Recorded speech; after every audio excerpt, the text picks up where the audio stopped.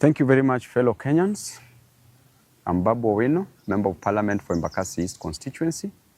Today I'm here to talk about the witch hunt that is coming from the government. The government of the day, the state has realized that our popularity has really grown and that they want to manage, they want to dwarf this popularity.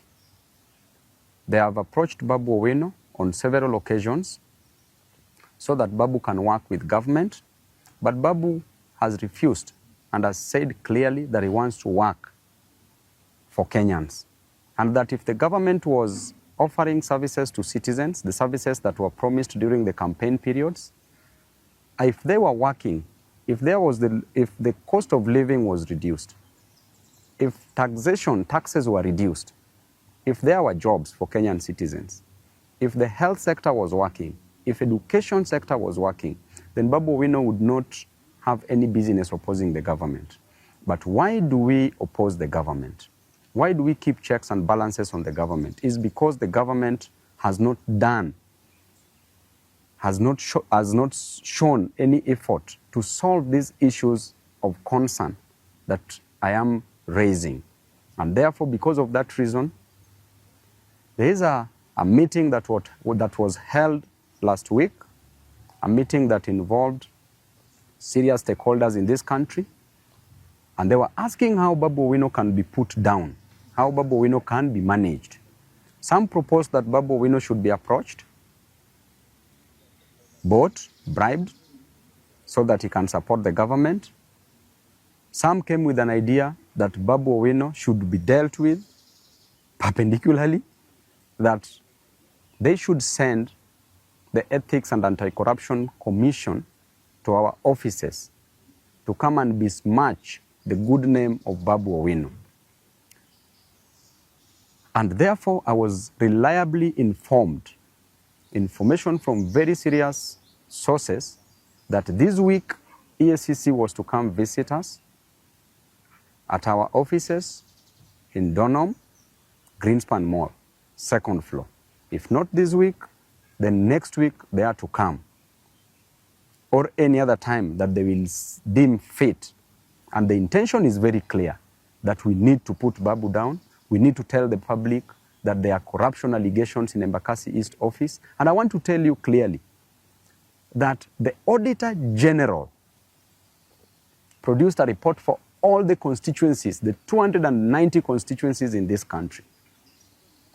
And the lady, you know how she works, she can't be bribed. If the government cannot bribe her, then Babu Owino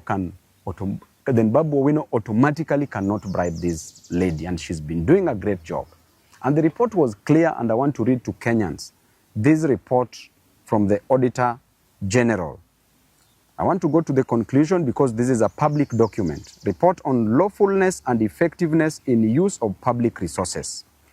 Conclusion. As required by Article 229, Sub-Article 6 of the Constitution, based on the audit procedures performed, except for the matter described in the basis for conclusion on lawfulness and effectiveness in use of public resources section of my report, I confirm that nothing else has come to my attention to cause me, the Auditor General, to believe that public resources have not been applied lawfully and in an effective way.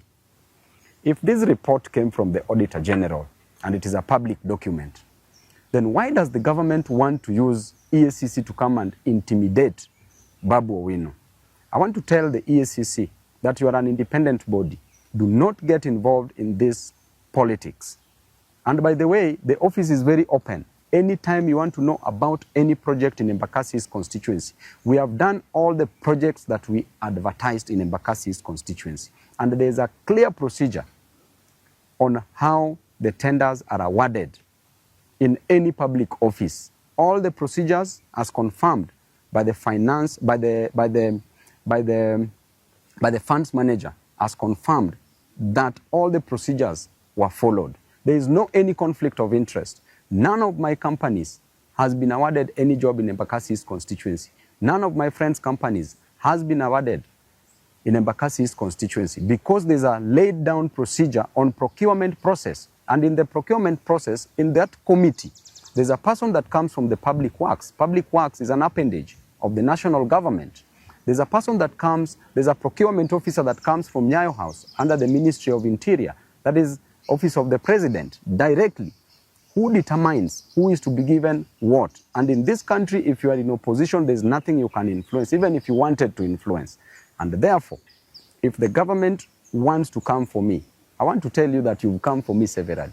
This is not any news to me. I have faced so many things within the court corridors. And now you have decided that you want to come just with an intention to soil, to pollute the otherwise good name of the best member of parliament in this country. Why would members of Embakasi East constituency vote to rank me as the best member of parliament in this country if there were fraud cases? I want to remind you that my mother did not give birth to a thief. I did not come to Nairobi to steal money for Embakasi East constituents. I did not come to Nairobi to frustrate my people or Kenyans. I came to Nairobi to study, and I got a job as a member of parliament for Embakasi East constituency. And therefore, my work in Nairobi is to work for my people. My work in Nairobi is to ensure that my people goes to school. Our children goes to school. And there is no any constituency in this country that gives bursary in the most transparent way like Embakasi East constituency. I go there, I produce forms to every ward, issue forms.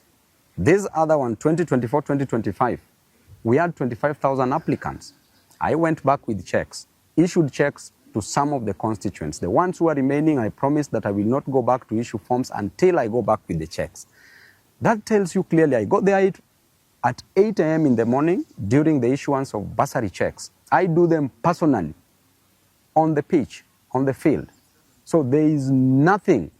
So EACC, we know the officers that are being used, both at the national level and at the county level. You need to start investigating the county of Nairobi where money is stolen on a single second, single minute, single day, single month. Money is stolen, money is lost from the county.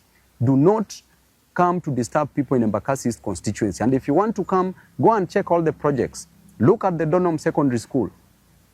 Perfectly done. Look at Tasia that you want to stop now that you don't want us to build.